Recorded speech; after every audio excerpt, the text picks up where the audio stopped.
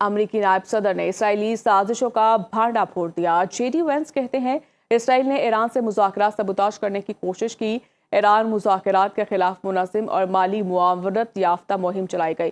کچھ افراد اسرائیلی عناصر کی فنڈنگ سے ان کے خلاف مہم چلا رہے ہیں۔ ایک انٹرویو میں انہوں نے کہا کہ دیرپا حل سفارتی معاہدے میں ہے۔ اسرائیل امریکہ میں عوامی رائے کی جنگ ہار رہا ہے۔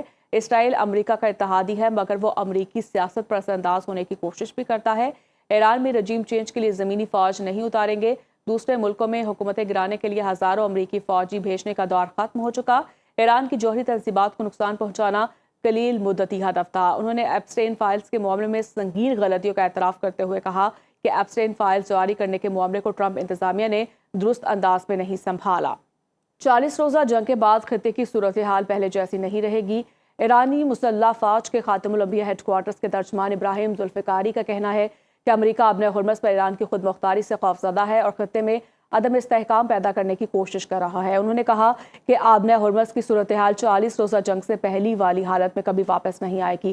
ترجمان پاسداران انقلاب نے خلیجی ممالک پر زور دیا کہ وہ اپنی سرزمین امریکہ کو ایران کے خلاف حملوں کے لیے استعمال نہ کرنے دیں۔ ترجمان کے مطابق اگر خطے کے ممالک امریکہ کے ساتھ تعاون سے گریز کریں اور ایران کے ساتھ مل کر کام کریں تو اجتماعی سلامتی کو یقینی بنایا جا سکتا ہے۔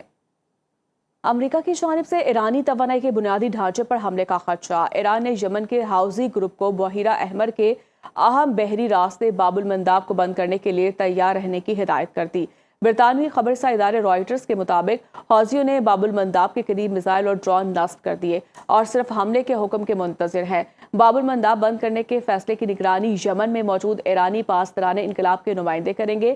برطانوی میڈیا رپورٹ میں کہا گیا کہ اگر آبن ہرمز کے بعد باب المنداب بھی متاثر ہوتا ہے تو مشرق وسطیٰ کے دونوں بڑے تیل برآمدی راستے بیک وقت متاثر ہو جائیں گے، جس سے عالمی توانائی بحران مزید سنگین ہو سکتا ہے۔